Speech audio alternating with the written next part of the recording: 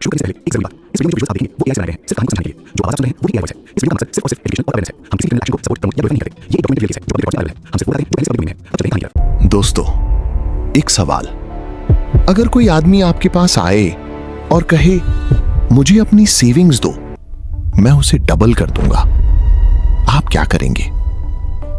1992 में पूरे इंडिया ने उसे अपनी सेविंग्स दे दी, क्योंकि वो आम आदमी नहीं था, वो था Harshad Mehta, big bull.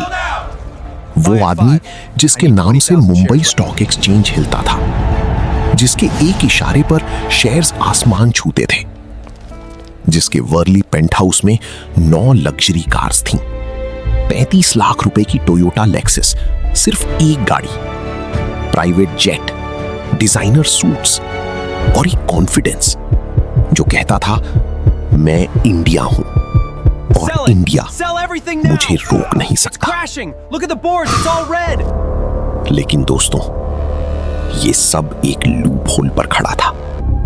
Fake bank receipts, 17 banks, 5,000 crore रुपया, पब्लिक का पैसा, और फिर एक जर्नलिस्ट, एक आर्टिकल, एक सच, और पूरा एम्पायर धूल में मिल गया।